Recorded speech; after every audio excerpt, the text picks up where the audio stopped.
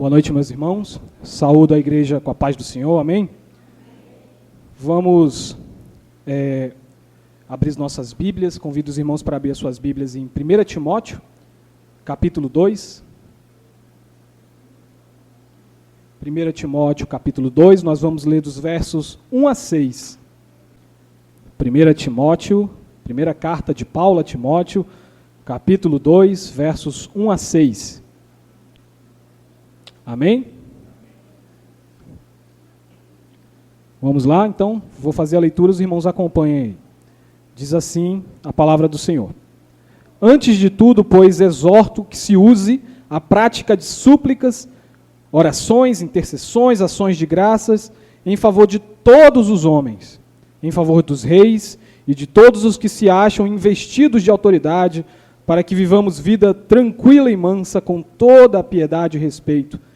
Isto é bom e aceitável diante de Deus, nosso Salvador, o qual deseja que todos os homens sejam salvos e cheguem ao pleno conhecimento da verdade, porquanto há um só Deus e um só mediador entre Deus e os homens, Cristo Jesus, homem, o qual a si mesmo se deu em resgate por todos, testemunho que se deve prestar em tempos oportunos.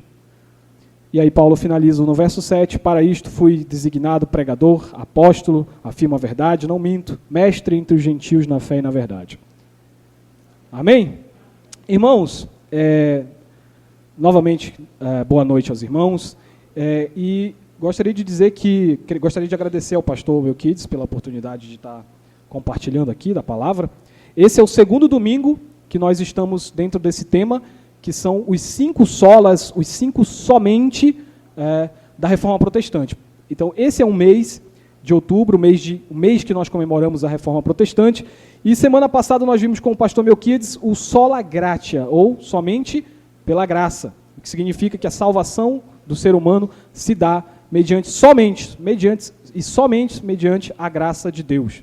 E hoje nós iremos avançar para esse segundo sola, que é o que os irmãos estão vendo, solos Christus, ou seja, vamos meditar um pouco sobre a centralidade de Cristo, ou seja, somente por meio de Cristo, solos Cristo, somente por meio de Cristo se dá a nossa salvação, e vamos fazer isso pensando nesse texto de 1 Timóteo. Mas, visto que é uma pregação temática do mês da Reforma Protestante, visto que estamos no mês da Reforma Protestante, é interessante a gente relembrar alguns fatos, algumas questões sobre a Reforma, para que então a gente entre nesse texto e veja como o solos Christus é útil para a igreja hoje que vem da Reforma. Mas vamos voltar um pouquinho no tempo. Resumidamente, irmãos, aqui estão os 5 solas que os irmãos estão vendo. Resumidamente, no dia 31 de outubro de 1517, Martinho Lutero, que era um monge católico, inconformado com alguns erros daquela igreja, foi até a porta da igreja no castelo de Wittenberg, lá na Alemanha, e pregou uma carta, um documento, com 95 teses apontando erros da Igreja Católica Romana. E esse movimento que Lutero iniciou gerou a Reforma Protestante e as denominações evangélicas, uma das quais somos nós, a Igreja Presbiteriana do Brasil, que vem desse movimento da Reforma Protestante. Essas 95 teses, elas abordam diversos erros, diversas questões da fé cristã, só que tem um desses problemas que está ao longo de todas essas 95 teses. Que erro é esse? Que problema é esse? É a questão de que somente Cristo tem poder para perdoar os pecados. Isso, se você for ler essas 95 teses, está do início ao fim, essa questão. Ou seja, Lutero estava dizendo que o Papa da Igreja Católica Romana, o líder maior, não tem poder para perdoar pecados. Ele está dizendo, Lutero, que não existe ritual de penitência, ou seja, não adianta dar chicotada nas costas, não adianta rezar 10 Ave-Marias, não adianta. Só Cristo tem poder para perdoar os pecados. Claro, dizer isso naquele tempo, 1517, abalou não só a Igreja Católica Romana, como abalou o mundo medieval em que eles viviam. E principalmente por causa de 4 questões que eu posso mostrar aqui para vocês, que estavam presentes ali no início da Reforma, mas que foram se desenvolvendo ao longo da Reforma. Quais são essas 4 ideias? Em primeiro lugar, irmãos, a Reforma passou com o tempo a criticar a prática das indulgências. O que são indulgências, para os irmãos entenderem? É uma espécie de pagamento em dinheiro para perdoar pecados. Os irmãos acreditam que tinha isso? Você tinha um pecado, você colocava um dinheirinho ali na caixa da oferta e pronto, perdoava o teu pecado, e até um pecado de um parente teu que já morreu. Já morreu o parente, está no purgatório, paga ali a moedinha que Deus vai liberar ele.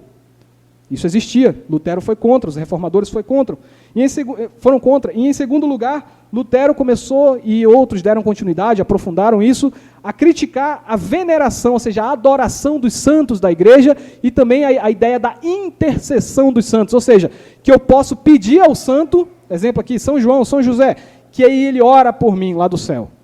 Eles criam nisso, e Lutero foi contra, os reformadores mais para frente também aprofundaram essa ideia. Não adianta orar para os santos, eles não podem orar por nós perante Deus, e também nenhum deles é digno da nossa adoração, somente Cristo, somente Cristo. E aí, em terceiro lugar, Lutero também, não tanto Lutero, mas principalmente os reformadores depois dele, negaram a mediação de Maria, da Virgem Maria. O que é isso?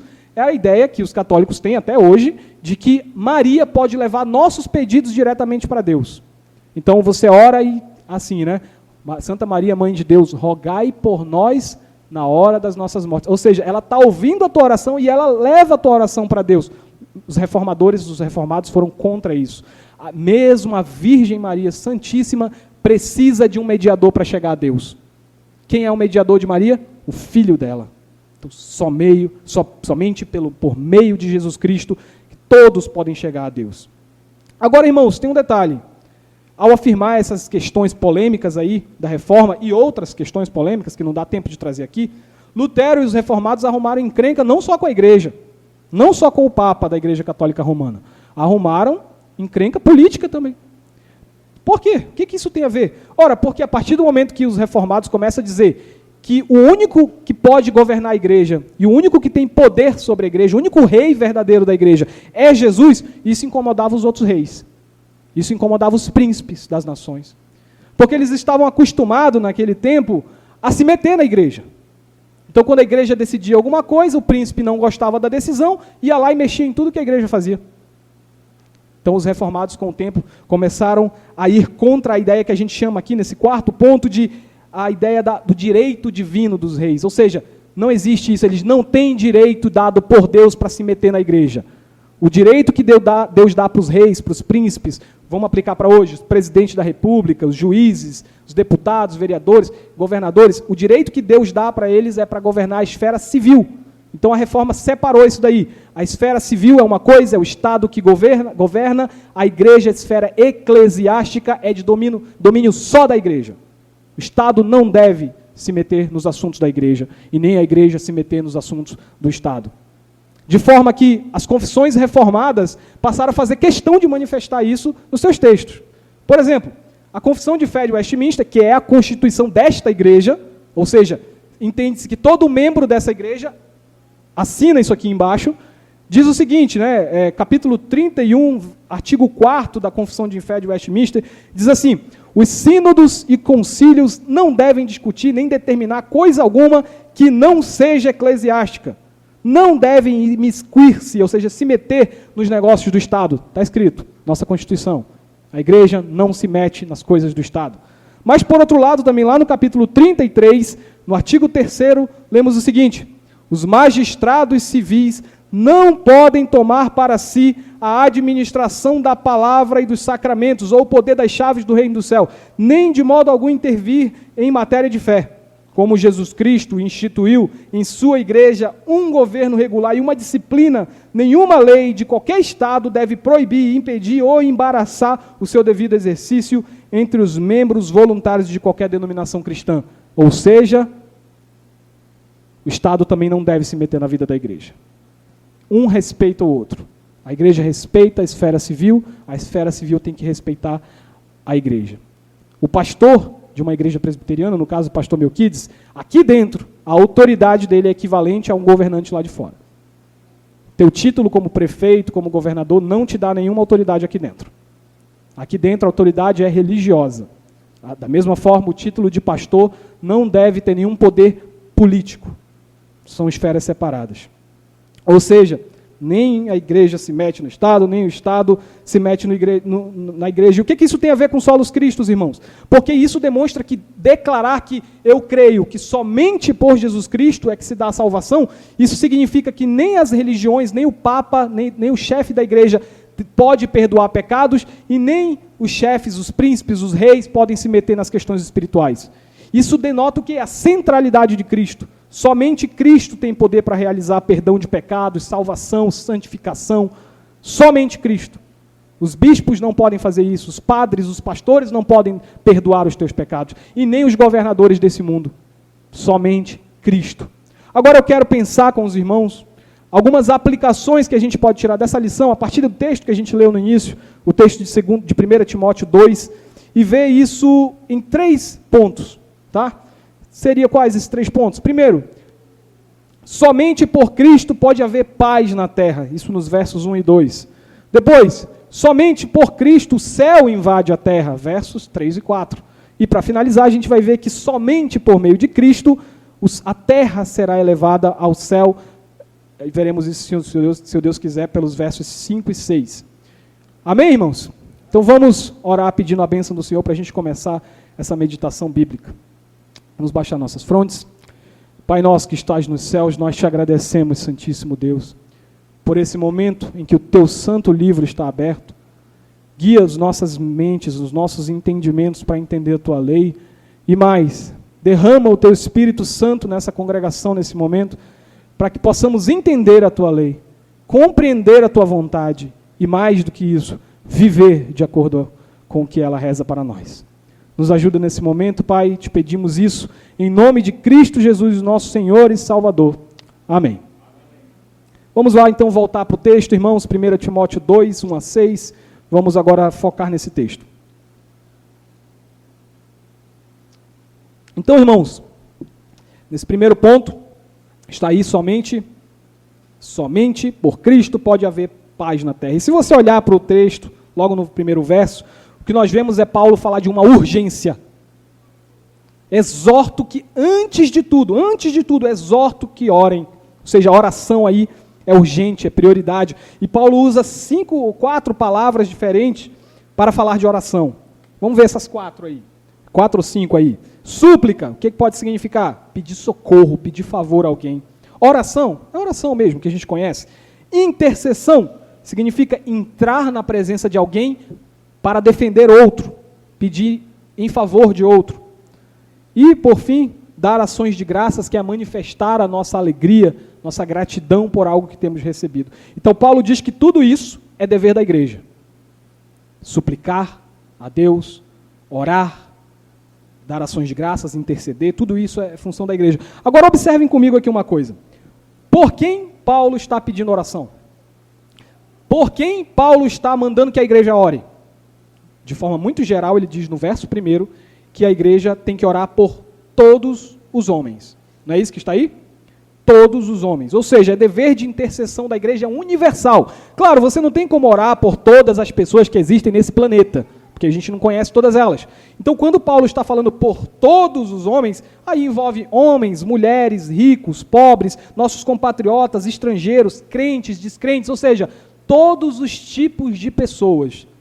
Você deve orar por todos eles. Mas aí ele aprofunda depois isso, no verso 2, ele diz que devemos orar especificamente por nossas autoridades. Os irmãos estão acompanhando com o texto aberto?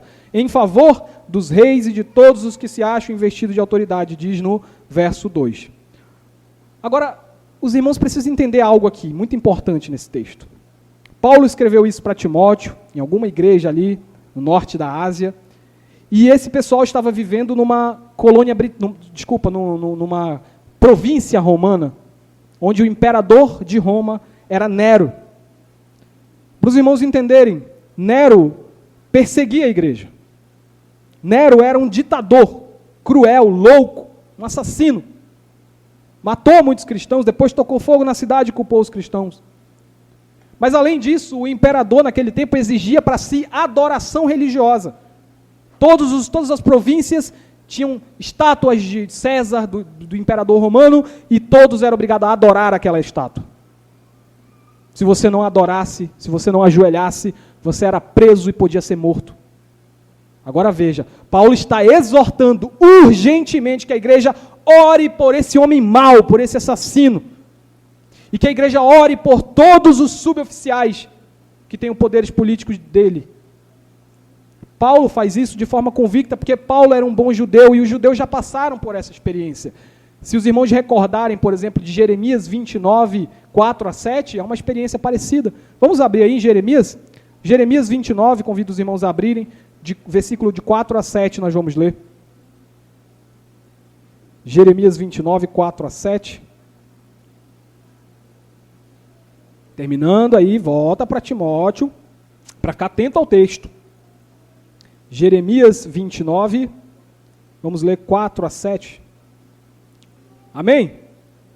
Vamos lá, diz assim: assim diz o Senhor dos Exércitos, o Deus de Israel, a todos os exilados que deportei de Jerusalém para a Babilônia: edificai casas, habitai nelas, plantai pomares e comei do seu fruto, tomai esposas, gerai filhos e filhas, tomai esposas para os vossos filhos e dai as vossas filhas a maridos para que tenham filhos e filhas, multiplicai-vos e aí não vos diminuais, procurai a paz da cidade para onde vos desterrei e orai por ela ao Senhor, porque na sua paz vós tereis paz. Olha o que Deus está dizendo. Essa é a lógica de Paulo, irmãos. Essa é a lógica do apóstolo Paulo para Timóteo, para esses cristãos que estão recebendo essa carta. Se eu oro pelo bem do meu país, se eu estiver bem, se o país estiver bem, a igreja está bem. Mesmo que eu esteja sendo perseguido pelos políticos, eu oro pelo bem do governo e do país. Agora, o que vocês acham? Vocês acham que esses irmãos que receberam essa carta de Paulo obedeceram essa exortação? Vocês acham que eles passaram a orar pelo perseguidor deles? Vamos olhar para a história. Vamos começar pelo exemplo. Paulo, os historiadores, isso não está na escritura, mas os historiadores dizem que aproximadamente ali no ano 67 depois de Cristo, Paulo foi preso e decapitado. Cortaram a cabeça dele fora. E aí a igreja passou a viver perseguições terríveis. Agora, será que eles oravam por esses perseguidores? Vamos dar uma olhada aqui. Alguns anos depois de Paulo, um bispo da igreja, Teófilo de Antioquia, disse o seguinte: a honra que eu outorgo ao imperador é ainda maior, porque não o adorarei, mas orarei por ele. Não adorarei a ninguém, mas sim ao Deus verdadeiro e real, porque sei que o imperador foi nomeado por ele. Aqueles que honram verdadeiramente ao imperador são os que estão bem dispostos para com ele, e que lhe obedecem, que oram por ele. Teófilo de Antioquia, no ano 179 depois de Cristo. E aí, mais alguns anos depois, outro irmão da igreja, Tertuliano, vai dizer o seguinte: sem cessar, oferecemos preces por todos os nossos líderes, pedimos uma vida longa pela segurança do império, para a proteção da casa imperial, para os bravos exércitos, por um senado fiel, por um povo virtuoso e, enfim, por todo um mundo, seja quem for, homem ou imperador, como o imperador desejaria. Essas coisas eu não posso pedir senão a Deus, de quem sei que as obterei, seja porque Ele as concede, seja porque lhe peço sua dádiva como sendo um servo dele. Está respondida a pergunta. Os irmãos aprenderam com a lição de Paulo e começaram a orar pelas autoridades, mesmo que essas autoridades sejam perseguidores da igreja. Mas alguns anos depois, veio uma epidemia de lepra muito forte lá em Cartago. E aí o que aconteceu? O povo pagão daquela região começou a colocar a culpa da praga nos cristãos. Esse povo não adora o imperador. A culpa é deles que essa lepra veio aqui. Vamos matá-los. E aí um outro irmão, Cipriano, também lá de Cartago, respondeu essas acusações dizendo que, na verdade, o papel da igreja neste mundo é estar sempre, abre aspas, sacrificando e apaziguando a Deus noite e dia pela paz e segurança da cidade.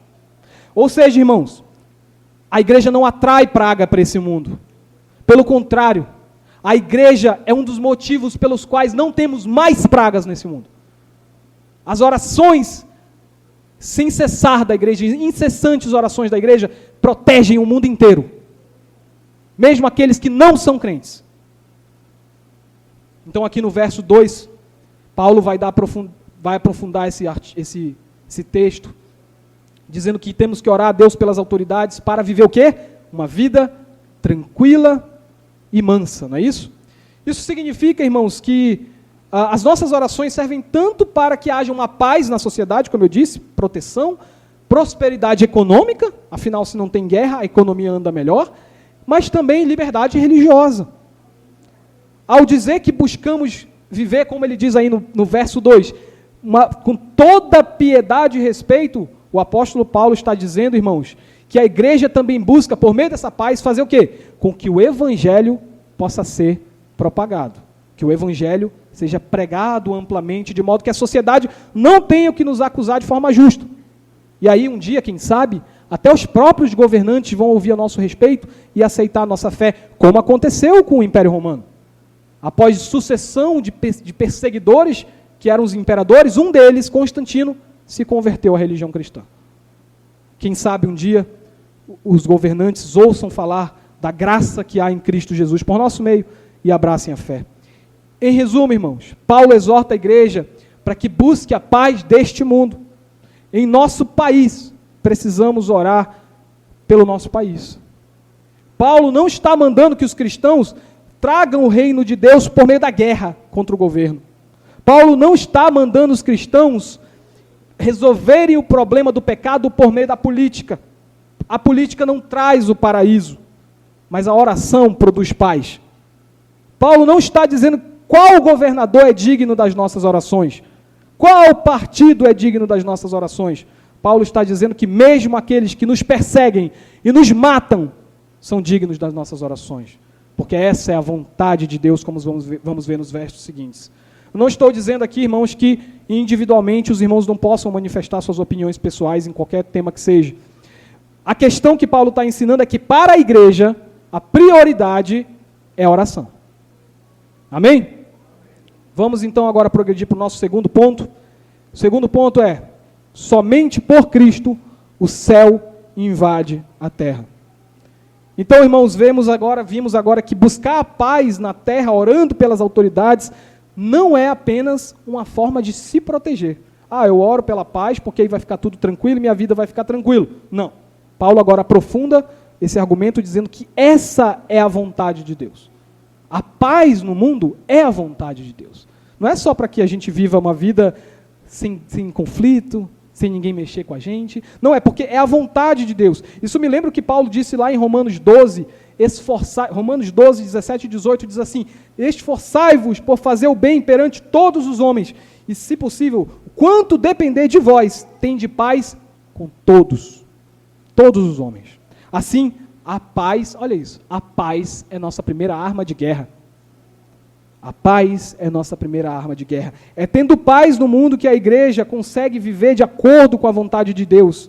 Como é que poderemos alcançar as pessoas para a palavra se nós não temos paz com elas? No que depender de nós, tenhamos paz, irmãos. Assim, a prosperidade da igreja, a paz da igreja faz parte dos planos e da vontade de Deus. Mas, de novo, não é uma paz para que você fique suave na sua casa, sem nenhuma perseguição, sem nenhum problema, não. A paz buscada aqui é para que haja condições de a igreja trabalhar. É para que haja o ministério da igreja da porta para fora. Paz não significa que está tudo parado. Paz não é apenas tranquilidade, ausência de conflito. Paz significa que as coisas estão andando conforme Deus quer.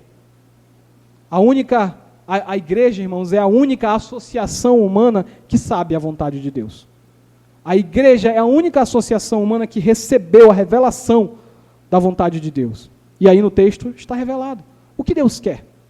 Deus quer, olhem para o texto, Deus quer salvar pecadores. Deus quer alcançar aquele que ainda hoje é inimigo do Evangelho e quer trazer ele para o nosso lado. Irmãos, isso significa para nós, igreja, que nós não podemos trazer o reino de Deus por meio da força, da guerra, do protesto, da violência. O reino de Deus vem pela paz, pela oração e pela evangelização. Essas são as armas da fé cristã. Quando a igreja é pacificadora, ela tem condições de agir e de levar a verdade a todos os homens. Mas tem uma coisa, Deus não revelou para quem Ele quer que a gente pregue. Então o verso 4 diz novamente que Deus deseja que todos os homens sejam salvos. Novamente, igual lá no verso 1. Todos aqui significa todas as etnias, todas as raças e cores, culturas, religiões, sexos, opiniões políticas, tudo. Deus quer alcançar todo tipo de gente.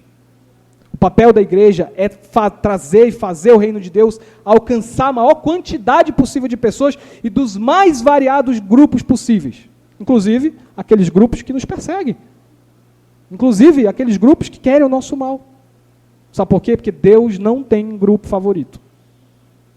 Deus não tem grupo favorito. Aos olhos de Deus, todas as pessoas de todos os grupos precisam do mesmo remédio. O que diz aí o final do verso 4? Olhem aí para o final do verso 4. Que Deus quer que todos sejam salvos e cheguem ao pleno conhecimento da verdade. O remédio para a humanidade é esse, a verdade. É isso que Deus quer para todos, absolutamente todos. E é para isso que a igreja foi chamada, para revelar a vontade de Deus a todos os que ainda estão presos, como um dia nós aqui estávamos também, presos nas ciladas do inimigo, presos nas mentiras do pecado e das trevas. É para isso que a igreja é chamada, não para escolher para quem vai pregar, mas para todos que estão presos na mentira. Em resumo, o objetivo da igreja em orar pela paz, o que é então? É para que prosperando, para que haja paz, aí a gente leve a sério o nosso ministério de evangelização. Essa é uma vontade revelada para nós, irmãos. Deus quer, é a vontade dele, que a igreja não pare o ministério de evangelização.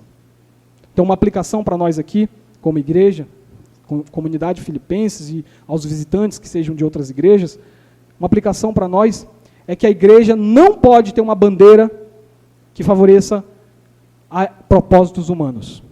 A igreja não pode ter uma bandeira que não seja a cruz.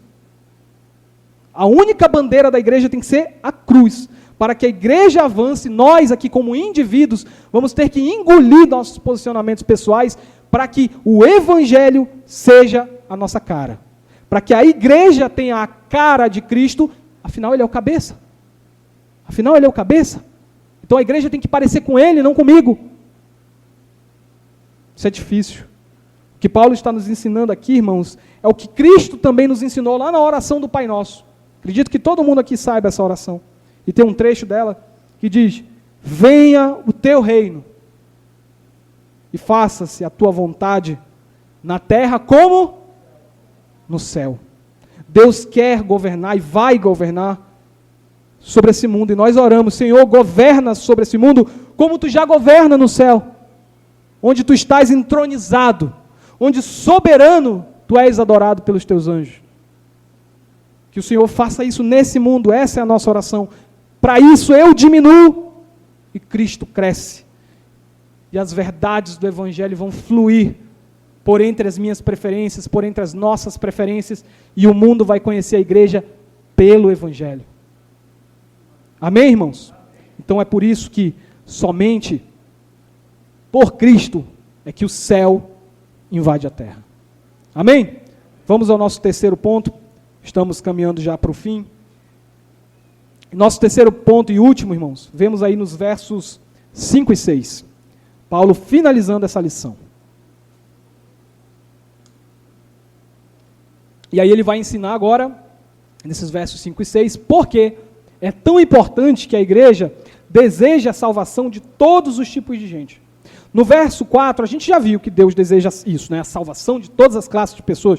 Mas agora Paulo aprofunda isso, dizendo que precisamos desejar isso, porque o contrário disso é desejar que todas essas pessoas sejam condenadas. A igreja não pode decidir, não pode querer isso. Então a gente pode pegar esse argumento de Paulo e colocar em 3 pontos. Primeiro ponto: por que, Paulo, que é tão importante? Por que é tão importante desejar a salvação de todos na humanidade, todos os tipos de gente? Por que, Paulo? Primeiro, porque só há um Deus. Paulo vai dizer que só há um Deus, isso significa que todos os descrentes, seja lá no Império Romano, no tempo deles, seja hoje, os que não aceitaram o Senhor Jesus Cristo, estão adorando Apolo, estão adorando Afrodite, estão adorando algum Deus que é falso, porque só há um Deus. Então todos eles estão presos num pecado gravíssimo, que é o pecado da idolatria. Isso significa que eles estão perdidos e que eles irão passar a eternidade sem Deus. Por isso é tão importante orar por todos, para que eles conheçam esse único Deus verdadeiro e salvador que é o nosso Deus. Um segundo motivo do porquê é importante orar por todos os tipos de gente é que Paulo diz aí no verso 5 que só há um mediador entre Deus e os homens, e esse mediador quem é? Jesus Cristo, homem. Isso significa que as pessoas só irão conhecer esse único Deus verdadeiro por meio de Jesus Cristo. Então, irmãos, olha só, o propósito de Jesus é que ninguém chegue ao Pai senão por Ele. João 14,16. Ninguém vem ao Pai senão por mim. Logo, o papel da igreja é apresentar nada além de Cristo. Nada além de Cristo. Somente Jesus Cristo. Esse é o único papel da igreja, apresentar Jesus Cristo para as pessoas. O Evangelho, a palavra dele, a boa notícia sobre ele. Não existe outra forma dessas pessoas chegarem a Deus, senão por meio do único mediador que é Jesus Cristo. A salvação vem pelo Evangelho de Jesus.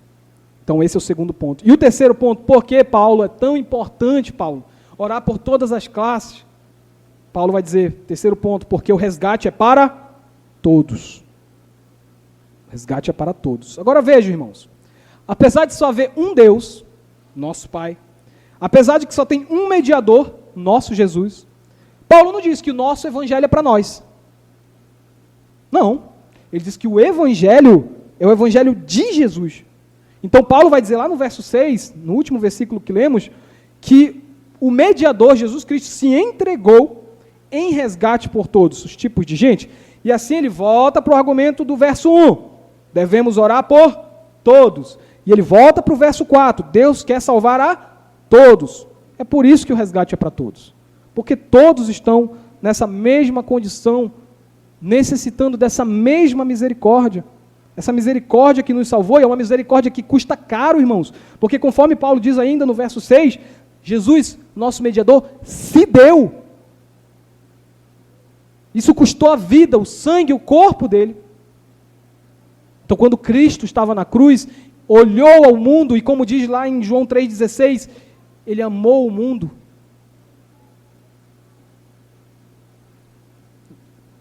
De forma que o resgate não pode ser negado, irmãos, pela igreja.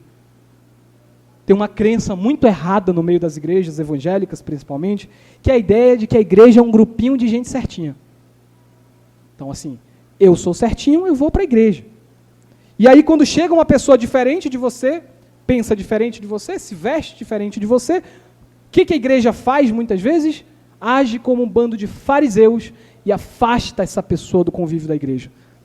Se ela está vivendo uma vida pecaminosa, não era para a gente fazer o contrário, não era para acolher essa pessoa e discipulá-la e tratá-la para que ela conheça a verdade, como diz o texto, que essa é a vontade de Deus, que eles conheçam a verdade. Por que nós afastamos, às vezes, essa pessoa?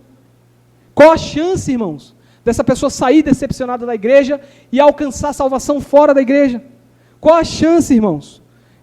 Que chance haverá para essa pessoa se a igreja não assumir essa missão pacificadora e evangelizadora? Não há chance. Paulo disse lá em Romanos 10, 14, como crerão se não ouvir a palavra? E como ouvirão se não há quem pregue?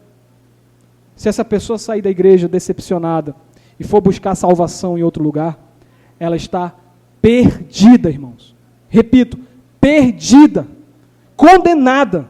Não há outro caminho para ela, não há mais esperança para ela se Deus não a trazê-la de volta. Jesus disse em João 14, 6, que ele é o caminho, no singular, não um dos caminhos.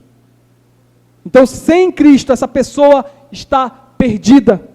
Por isso, a igreja precisa desejar a salvação dos pecadores, de todos, qualquer que sejam, amá-los, discipulá-los, apresentá-los a Cristo. Claro, se a pessoa não quiser compromisso também, que ela se perca nos seus pecados. Mas a questão é que nosso papel é estar lá. O nosso papel é estar disposto. O nosso papel é estar aberto, cheio de amor, para apresentá-los a Cristo. Quando Paulo diz que Jesus se entregou por todos os tipos de gente, e que o resgate é para todos os tipos de gente, isso significa que toda a humanidade nasce na mesma condição. Inclusive nós aqui. um bando de pecadores, miseráveis. Inclusive nós, os crentes, sim. A palavra resgate aqui no original grego, você sabe o que significa resgate? Essa palavra tem a ver com alguém que vai na cadeia e paga fiança para um criminoso. Paulo está dizendo que Jesus fez isso por nós. Você era um criminoso, culpado, e ele pagou a fiança. Mas essa palavra tem a ver também com um escravo que é alforriado, que pagam a liberdade dele. Paulo está dizendo que você era um escravo e Cristo te liberou da prisão. Resgate aqui significa que não há, como Paulo mesmo diz, não há quem faça o bem, não há um justo sequer, não há o bonitinho da igreja porque está de roupinha social, não há isso. Sem Cristo, sem o remédio do Evangelho, estamos todos perdidos. Por isso a igreja não pode fechar suas portas ao pecador que busca. Só por meio de Cristo, irmãos, é que todos os pecadores, aqueles que já estão aqui convertidos e aqueles que ainda se converterão, eles serão reunidos e resgatados, levados ao céu. Só por meio de Cristo. Se a igreja não apresenta o Evangelho, essas pessoas, se elas não receberem o ministério, se for por culpa nossa, nós estaremos falhando no nosso ministério. Se forem eleitos de Deus, Deus vai salvá-las. Deus não vai falhar com essas pessoas porque nós falhamos. Mas nós seremos cobrados se não apresentarmos o Evangelho. Dia 12 nós vamos fazer um evento aqui que é evangelístico. A gente pode pensar, vem, as crianças vão brincar, elas vão lanchar, elas vão se divertir. Isso tudo é interessante, é didático, é lúdico, as crianças precisam disso. Mas aquele que não se colocar à disposição, pode se colocar à disposição, mas não se coloca, porque pensa, é evento de criança, é só para eles brincarem. Você está falhando. Você está deixando de se colocar a serviço do Evangelho. Porque ninguém aqui vem dia 12 para brincar. E as crianças que virão só para brincar e comer vão ter uma surpresa. Porque Cristo será anunciado para elas. Se ponha a serviço, irmãos. Se ponha a serviço do Evangelho. Porque é só por meio disso que o céu vai invadir a terra e a terra será elevada aos céus. Assim, Jesus não morreu por um grupinho específico de pessoas, então os crentes não podem escolher para quem eles vão pregar. Devemos testemunhar, como Paulo finaliza no verso 6, dá testemunho em todo o tempo, tempo oportuno, e para todos aqueles que Deus colocar na tua frente. Temos que amar o mundo, desejar a sua salvação, como Cristo fez, imitá-lo nisso. Amém, irmãos?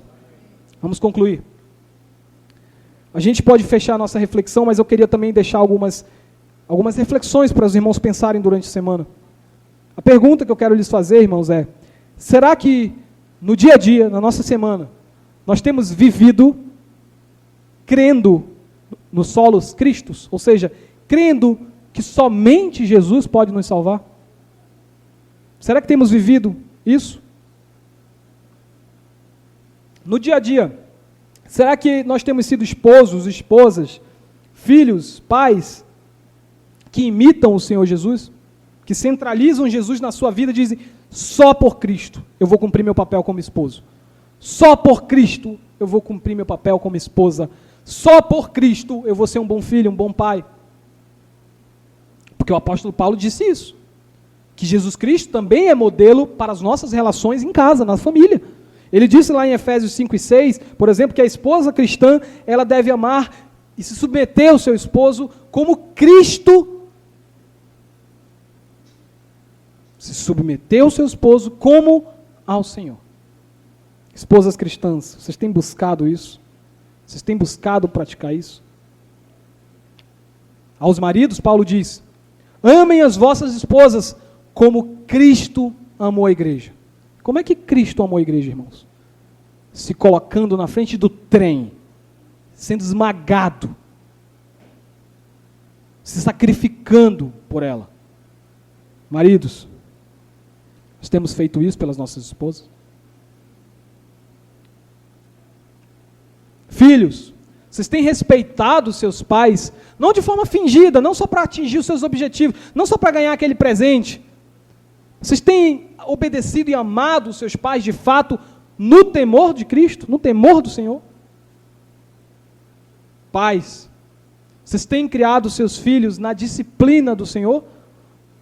Ou vocês só dão presentes para eles para achar que está tudo certo? Precisamos refletir, meus irmãos. Mas também, para finalizar, Cristo é modelo para nós como comunidade cristã. Modelo de serviço. Porque Paulo vai dizer lá em Filipenses 2 que temos que imitar a humildade de Cristo, que se esvaziou sendo Deus para nos salvar. Irmãos, o que é isso? Jesus Cristo, Deus, se fez servo da igreja. Quem sou eu para não querer servir meu próximo? Se o Deus Trino se colocou ao meu dispor, quem sou eu para não querer servir o meu próximo? Quem sou eu para não querer fazer uma visita, para perguntar como está o irmão, para me dispor, pastor, está precisando de alguma coisa na obra? Quem sou eu para dizer que não posso, que não tenho tempo, se o Filho de Deus serviu? Precisamos refletir. Mas em resumo, irmãos, vamos finalizar. Temos visto hoje 3 verdades sobre a centralidade e a supremacia de Cristo. É somente por Cristo que a paz pode vir a esse mundo. As pessoas, os descrentes, não conhecerão paz se não for por meio da ação da igreja de Cristo. Vimos também que é somente por meio de Cristo que o céu invade essa terra. É somente por meio de Cristo que a verdade se revela. E a igreja não tem opção de escolher para quem revelar essa verdade. E vimos em terceiro lugar que é somente por meio de Cristo que a terra será elevada aos céus. É somente por meio de Cristo que o resgate dos pecadores será feito.